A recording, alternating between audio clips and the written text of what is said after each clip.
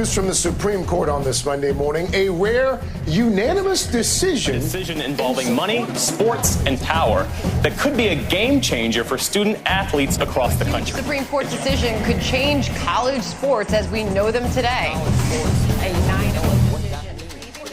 So I called you because the Supreme Court made this historic decision about college sports, and I was told that Adam Harris is the person to call about this. Why is that? Why do you think that is? So I've covered education for several years, and before that, I was a college athlete myself. You were? What did you play? I played basketball. Atlantic staff writer Adam Harris did not always dream of being a journalist. I mean, my ultimate goal, of course, I was born in San Antonio, so I wanted to be the starting point guard for the Spurs. The moment I knew that I was a Spurs fan was the Memorial Day Miracle, which if you don't live in San Antonio, you probably are like, Memorial Day Miracle, what is that? Duncan, Elliott, Robinson, and Kerr on the floor. So the Memorial Day Miracle, they're playing the Portland Trailblazers. Sean Elliott catches the ball, tiptoeing near the three-point line. He turns, hand in his face. I remember the call. Elliott, he fires the three, and he hits it! Fires the three, and hits it! What a shot! We're in my house just going nuts. We beat the Knicks in the finals. Me and my family get in the car. We drive downtown. We're honking our horns. Everybody's flying their Spurs flags with the Fiesta colors. Like, folks are in the street just chanting and cheering. We went to H-E-B because H-E-B was selling commemorative copies of the championship newspapers of the San Antonio Express News. What's H-E-B? H-E-B. H-E-B's the best grocery store in the country. Sorry, that's Publix? I don't know what you're talking about. Yeah. Anyway, go ahead. I don't know. I've loved the Spurs and basketball ever since. For as long as he can remember, Adam dreamed of being part of the sport that he loved. And the way to go pro in the U.S. is you start in college. You play in the National Collegiate Athletic Association. You become a scholar athlete. Just before college and into college, I'd really glommed onto this idea of this glamorous college athlete. You're playing for the purity of the game. And that's a privilege. And that's payment in itself. You get to go to this great university for free. The idea of the scholar athlete who plays for the love of the game is at the heart of this bombshell Supreme Court decision that came down just a few weeks ago. This case was the first time in decades that the court considered athlete compensation. Specifically, the case was about whether colleges could give scholar athletes things like laptops or books for school, whether that is an excessive payment, which seems kind of like a small thing to make such a fuss over. So on its face, yes, it does seem small, right? A laptop is $2,000, $5,000, maybe max. But what this actually does is it strikes at the heart of this story that we've been telling ourselves since before the country was a country.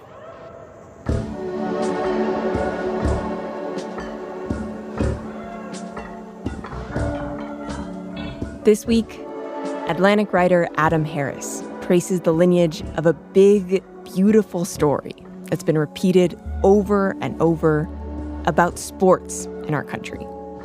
It's the idea that college athletes are amateurs. They play purely for the love of the game. I mean, the love of the game is such a powerful force. But I think over time I realized that can kind of blind you to a lot of the injustice lying just beneath the surface. And he explains how this seemingly small Supreme Court decision is about something much bigger. I'm Julia Longoria. This is The Experiment.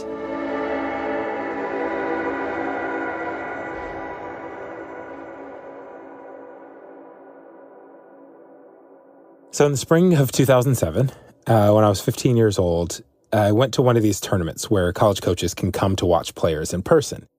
Adam was first told the story of what it meant to be a scholar athlete when he was in high school, and colleges started recruiting him. These tournaments are certified by the NCAA to allow that recruiting. NCAA basketball. But as a part of that certification, they have to play this video. NCAA, of course, is the nonprofit organization that runs college sports in America. If you want to compete in NCAA Division I or II athletics, you must be certified as an amateur student athlete.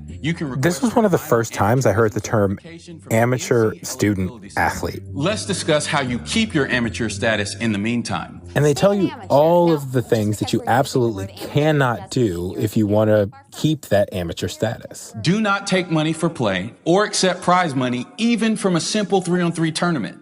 Stay away from agents and do not take any type of gift. Basically, they tell you over and over again, stay away from any kind of money, period. Stay away from gambling and don't even commit to a future agreement with an agent. Stay away from it at all costs. There were also these rules where college athletes can't make any money at all on what is known as their name, image, and likeness. So no sponsorships or YouTube deals or really any gift at all, however minor. Being an amateur is a huge bonus at this stage because you can develop your game and receive the biggest advantage of all, a college education. So hold on to it with everything you've got.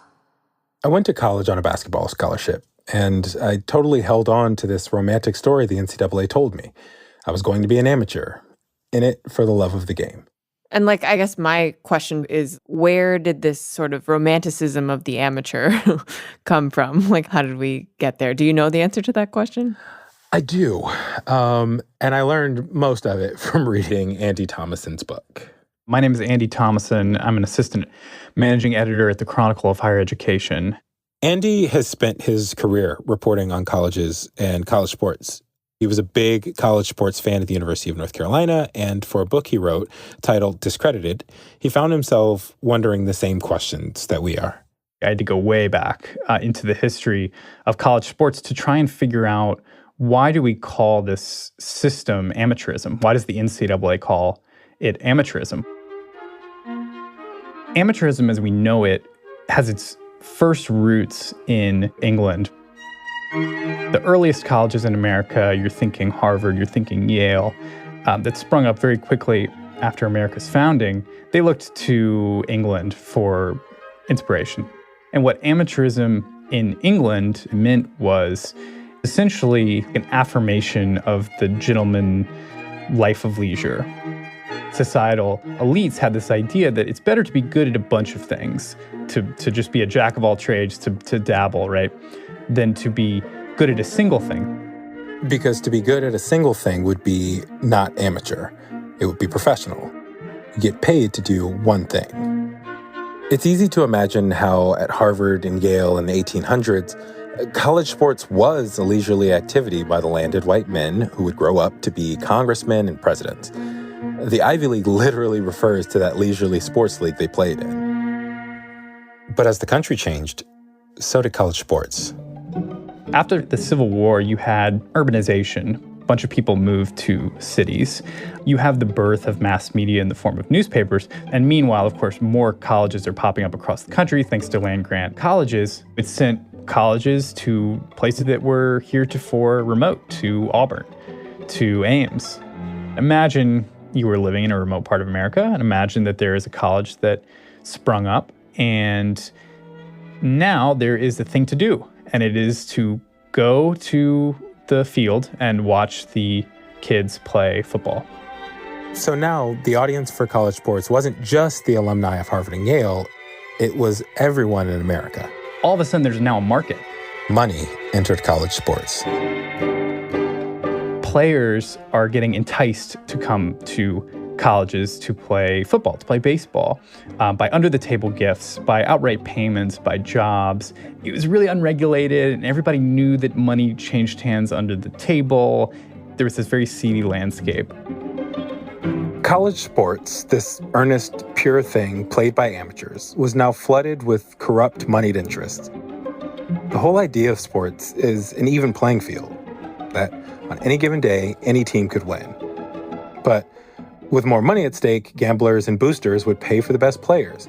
Colleges would bring in fake students as ringers. Teams would intentionally injure opposing players. It was a mess. Enter the NCAA. It had been around for a while and was started to keep players safe.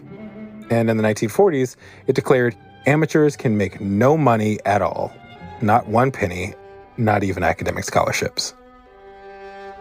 One of the problems was people love sports and they love their alma mater. So you had alumni who were like, no, this is ridiculous. Why should I be prohibited from enticing a good kid to come play football at the campus that I love? On top of that, by this point, colleges across the country were making a lot of money off of sports, and they wanted to recruit the best athletes to their school. So by 1957, the NCAA made a change and said, essentially, just kidding, scholarships are okay, but we're going to be very, very careful about anything else that could be construed as payment. It's pure doublespeak. The NCAA was created to protect students, and the story they told for decades was, the way to protect students is to ban money and preserve this English idea of the amateur. But when the business interests changed, the NCAA changed their story and created this new population of people on campus, student athletes, a Frankenstein of two different interests, the business of athletics and the ideals of academics. Remember, your college education is the most valuable thing you can achieve as an NCAA student athlete. This is what the NCAA sold me in that video back in high school. Take advantage of your opportunity to become a professional in something other than basketball, and you will have a truly amazing That phrase, a professional in something other than basketball, pops up in NCAA commercials over and over. There are over 360,000 NCAA student athletes. And just about all of us will be going pro in something other than sports. A path to go pro in something other than sports.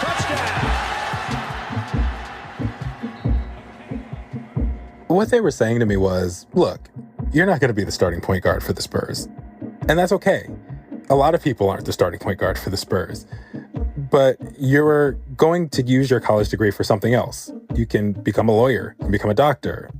And that was the student-athlete deal the NCAA was offering. They were saying, look, you're not going to get paid in money. You'll get paid in something more valuable, in a profession. And for the most part, I bought that story. I don't know if I ever bought into the story and the narrative that the NCAA pushes all the time. But not every athlete is as naive. This is Ramogi Huma. He played big-time college football. I was a linebacker at UCLA from 95 through 99.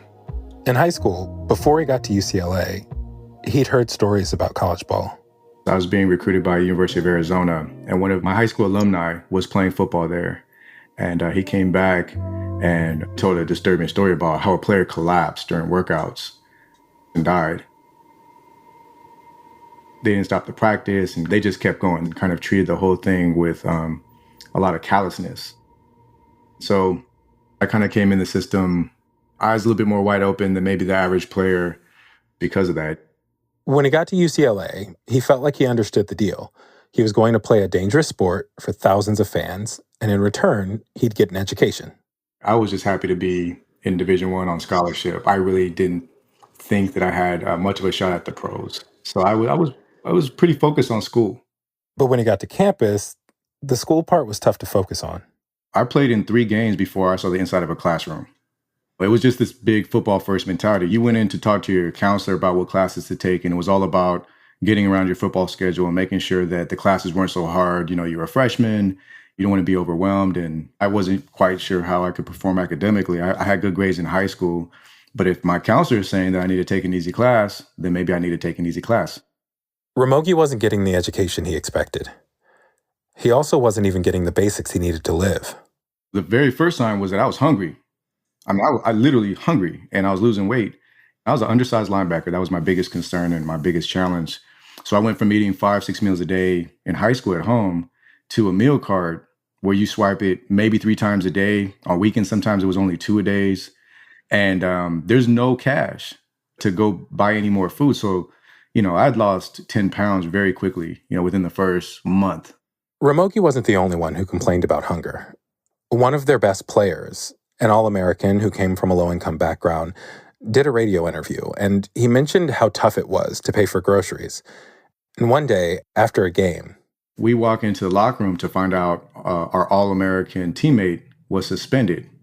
And he was suspended because someone left groceries on his doorstep without his knowledge. His roommate took the groceries in. Somehow the NCAA found out. When they found out, they suspended him. They said, well, you're in violation of our amateurism rules. You only got that food because you were talking on a radio show about how tough it was to get by and that you were broke and hungry. So this is a violation of what they call name, image, and likeness. The thinking goes like this. The only reason someone sent him groceries is because he was a UCLA player. That's making money off of sports, and so it violates amateurism. They said, well, you got this because of your name and your athletic reputation. And kind of insult to injury, when I found that out, I had walked by the UCLA student store where they were selling his jersey in the student store. So UCLA was fully capitalizing off of him, his name, image, likeness, and athletics reputation. But he was suspended because the NCAA thought he might have got food when he was broke and hungry related to his athletics reputation. So it immediately raised questions about the hypocrisy of, my coach can have a Cadillac deal because of his name, image, and likeness and reputation. But my teammate who was struggling for food and from a low-income background can be suspended by the same organization that looks the other way on what the coaches are getting. It was just too hypocritical. And these NCAA rules are the collective will of the schools. They're all voting to maintain these rules. So for all this time, every single school was complicit in this injustice. And it just felt like we needed a voice. So Ramogi decided to start a club. At UCLA, all you need is 3 people in a mission statement. You could start any kind of club you want. You could have a cheese appreciation club if you want to. All you need is 3 students there. Ramogi thought their goals were pretty basic. To change the NCAA rules to allow a true full scholarship, with funds for stuff like food and toothpaste. And they wanted actual health and safety standards to avoid horror stories like the one he heard about a student dying on the field. Ramogi saw the NCAA as failing to enforce health and safety standards, and he wanted a rule that schools had to pay the full medical expenses of athletes who get hurt. To be honest, I was pretty naive. I thought, you know what, let's put this group together. Let's expose the underbelly of college sports and pressure them into changing, and we'll be done with this in about a year or so. But Ramogi was up against the NCAA and up against a powerful idea, the amateur student athlete. Division I student athletes have higher SAT and ACT scores than college-bound students. The number of us receiving diplomas is at an all-time high. African-American males who are student athletes are 10% more likely to graduate. Still think we're just a bunch of dumb jocks? You need to do your homework. The NCAA has been masterful at the propaganda, for like 100 years since their inception. And propaganda works. It's some of the things that stand in the way of injustice. How that story finally started to unravel after the break.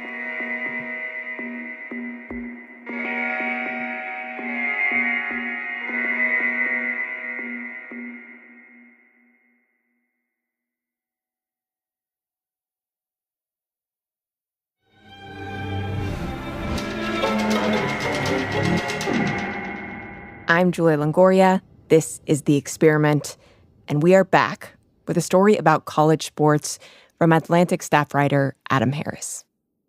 By the time I was watching basketball around 2000, the NCAA had gotten really good at selling the story of the college athlete. And the sort of case study, the proof of this story they were selling, came in the form of the University of North Carolina Tar Heels. UNC was known for college sports. Its basketball team won 7 national championships, and it promoted its players as these paragons of teamwork, honesty, and excellence. When people turned on their TVs and watched UNC basketball, they saw teamwork. They saw Michael Jordan. That's education journalist Andy Thomason again. We're going for a game-winning shot. Jordan! Michael Jordan! And North Carolina has won the 1982 NCAA championship. Top-notch teams alongside excellent academics. That's been the foundation of UNC's national reputation. UNC coaches and leadership would talk endlessly about how its athletes were first and foremost scholars, how they got the very best education and played the very best sports at the same time. His graduation rate was over 98%. It was hard to make the case that players couldn't manage full-time athletics and a full-time education at the same time because look at people like Michael Jordan. Look at UNC. They have a near 100% graduation rate. Okay, so if this ultra-successful team can do what it's doing, then amateurs are real, right? Amateurs are real. The story of how that myth was undone has an unlikely protagonist. First, could you introduce yourself? Sure. My name is Mary Willingham, and I'm a teacher, a reading specialist. Once upon a time, I worked at the University of North Carolina, and I still love the university, even though they don't love me back. Mary has always been a bit of a rebel. I've always spent time in trouble. I'm a middle child. I mean, we just like to stir things up, so... I grew up with two brothers, and I would say my prayers at night that, like, please, Lord, don't let the boys make the all-star team this year because I can't sit through any more of these baseball games. So I'm not really a big sports person at all. Her gateway to sports came late in life through teaching. She took a job as a tutor for the athletics program at UNC. Once I know the people on the teams, then it's more fun for me. Then it's like I better follow the teams so I know, did they win, did they lose? So then when they come into study hall, I at least kind of know what's going on.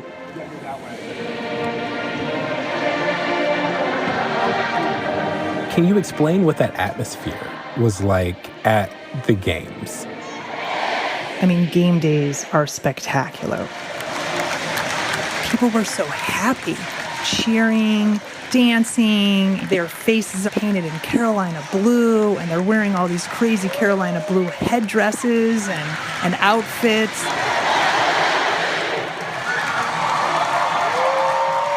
The last time I went to a UNC basketball game, Andy Thomason went to UNC around the same time. I started to think about how similar it was to going to church because there's music, and you stand up and you sit down a lot. And you feel similarly to the way you might feel if you get caught up in a church service, right? Numbers for Carolina. Give and go. Page back to Johnson. They show you old clips. They show you Michael Jordan hitting a jump shot in 1982, UNC winning the national title in 2009, 2017. Everybody says Carolina's sky is blue and it's like being in heaven. If you drank the Kool-Aid, you would say that, yeah.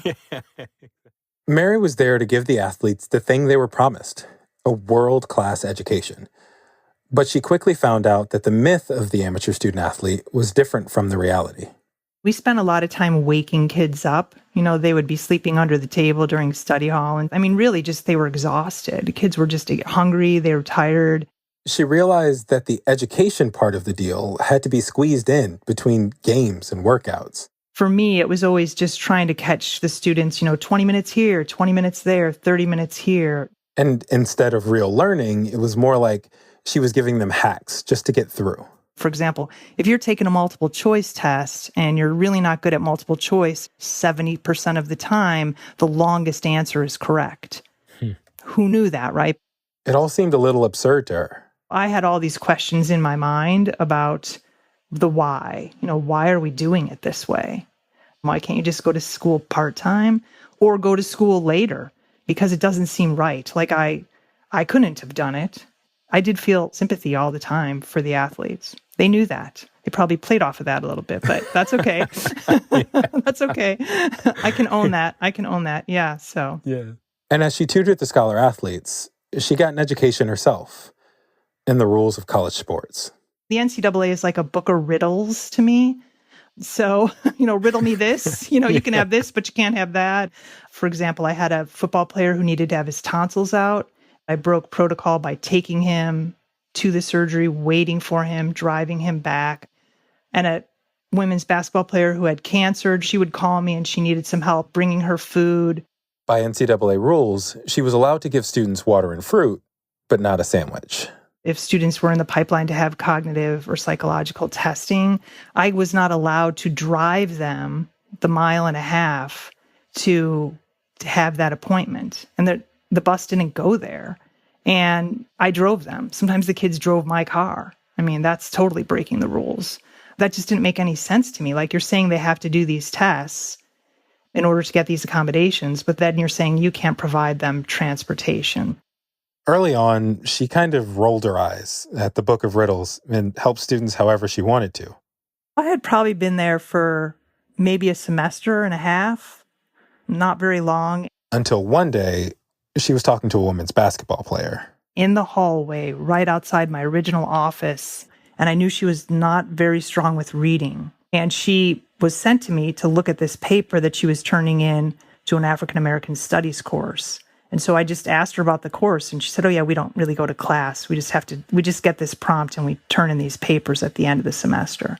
The student told her these classes were called paper classes, meaning there weren't lectures or meetings. All the student had to do was turn in a single essay at the end of the course, and they'd get credit. Most often they were history prompts about slavery, about maybe the Great Migration. And many times, students weren't even writing the essays themselves. They were recycling the same papers over and over, just changing the name to their name. And, I was like, what? What are you talking about? I thought, well, if I just tell them what I'm seeing, if I just tell the authorities here, my boss and his boss and the head of admissions and some deans, if I just tell them how I think it could be fixed, they'll just do it because that would be the Carolina way to do the right thing. So she went straight to her supervisor's office. I said, what is this all about? This paper, I'm holding the paper, this paper is not okay. And she wasn't even surprised. She didn't even look upset or, it was just this very calm way to say to me, yeah, I mean, that's what they do over in African American studies to help us out. And it's not a good idea. And just don't go there. Just don't look at the papers. Don't have anything to do with it. Just stay clear of all of that. Pretty much I just did what she told me to do. I always felt that the athletes were getting such a bad deal because in exchange for their talent, we've promised them a world-class education so that they can go to graduation and have their moms there and have their families there and be joyful, and then always have a backup plan in case their athletic abilities didn't pay out to play professional ball, which 99% of the time it doesn't.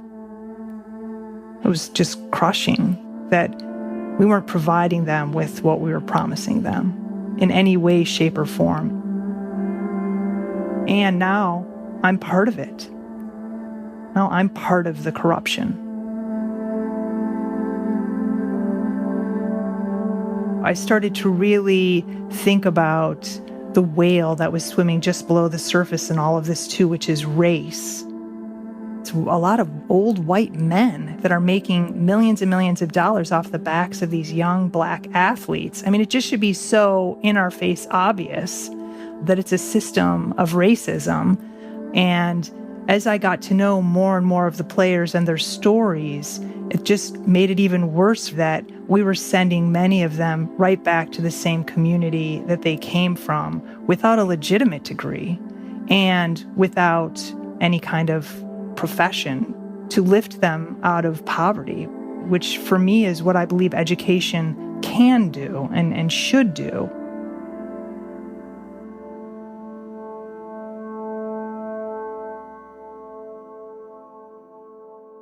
I hung in there for a pretty long time because I was really brainwashed by people around me that having a job at the university was the greatest thing in the world. And it took me a good 5.5, probably close to 6 years before I just said, I can't do this anymore. This is, hands down, the largest academic fraud scandal in the history of college sports. The level of academic fraud is nothing short of stunning. 3,000 students, many of them big-time college athletes over the course of almost 20 years getting good grades in classes that didn't exist. This is a historic moment for North Carolina, I think for college sports, and obviously for the NCAA. If they don't come down hard... In 2010, Mary got in touch with an investigative reporter and helped reveal the story of a massive scandal, a cover-up by the university that made national news. I just saw them lying, and I thought, well, this is a great opportunity to say the truth, be honest, and then fix what's broken. Last week, UNC has insisted that it does not believe this whistleblower, Mary Williams. The university demoted her. She filed a lawsuit on Monday saying UNC attacked her character and retaliated against her for blowing the whistle to CNN. Willingham has also received death threats, and so it's not surprising that some of the people that we've talked to in the last few days haven't wanted CNN to use their names. But I had death threats and hate mail, and it was very uncomfortable to be on campus. I stuck around till 2014. I stuck around for a couple years after all of this, and I was very disliked.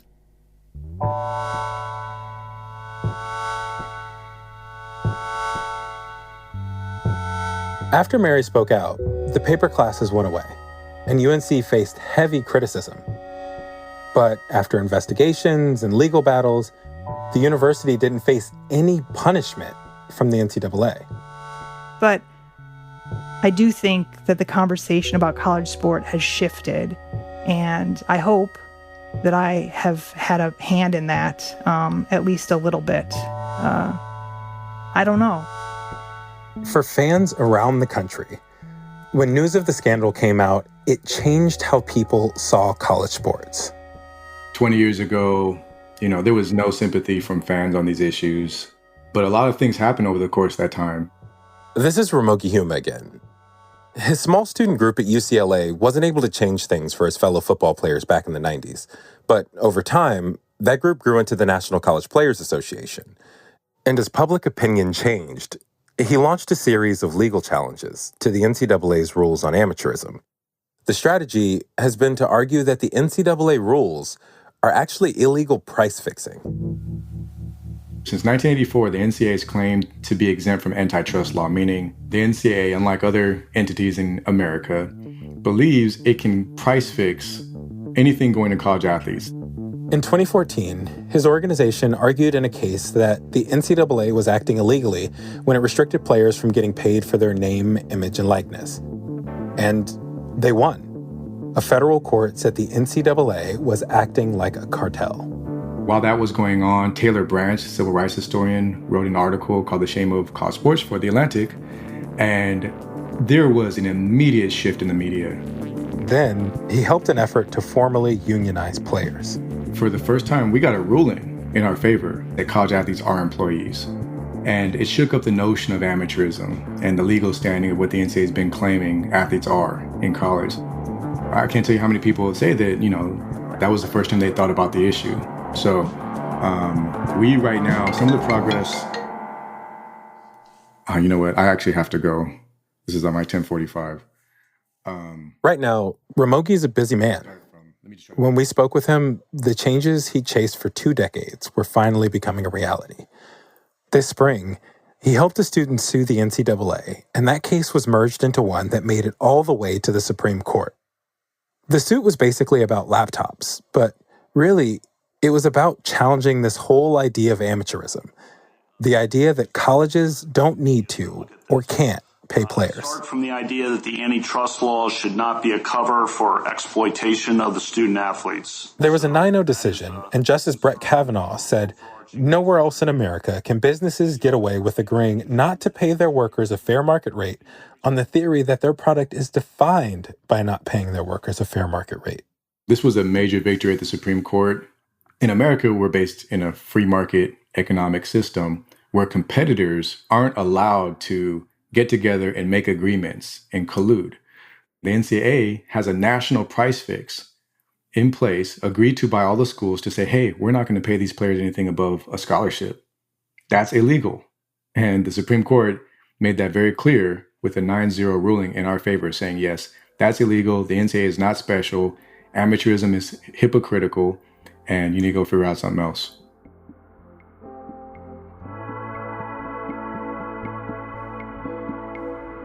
Days after the decision came down, the NCAA passed a rule that they're going to suspend amateurism when it comes to the name, image, and likeness of players.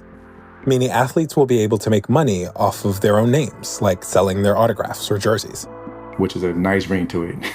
That's the sound of justice, suspending amateurism when it comes to name, image, and likeness, and basically walking away from its restrictions and letting the schools decide how they want to deal with name, image, and likeness.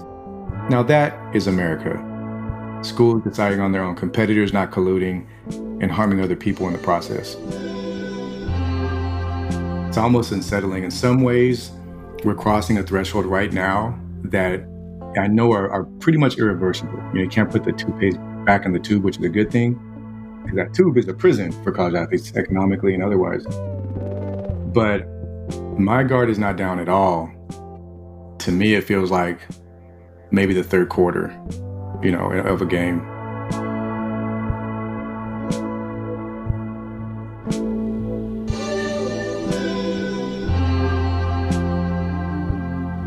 So this small Supreme Court decision has already opened the door to players getting more pay.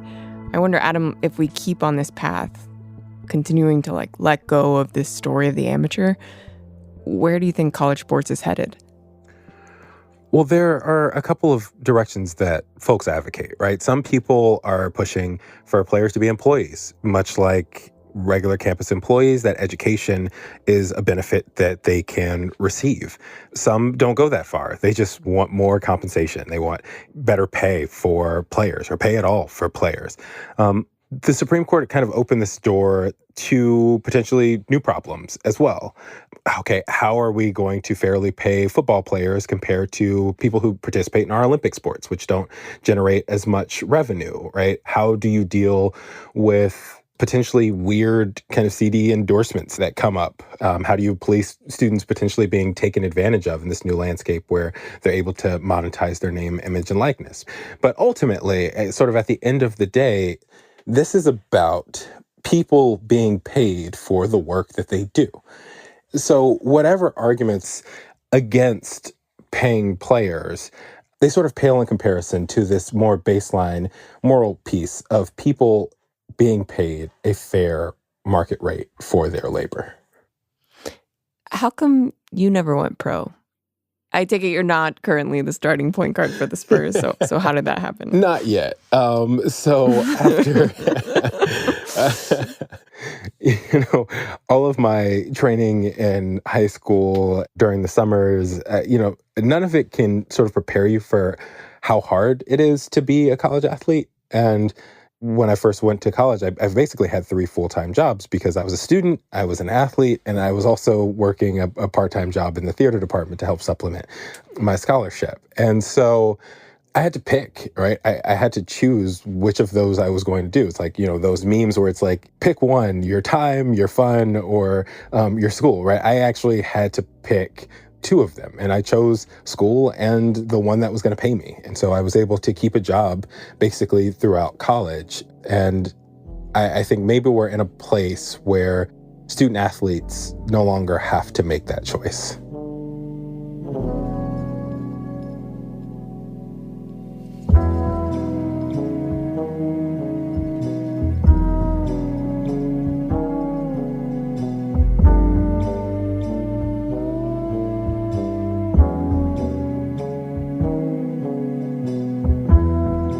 This episode was produced by me, Kevin Townsend, and Julia Longoria, with editing by Catherine Wells and reporting by Adam Harris.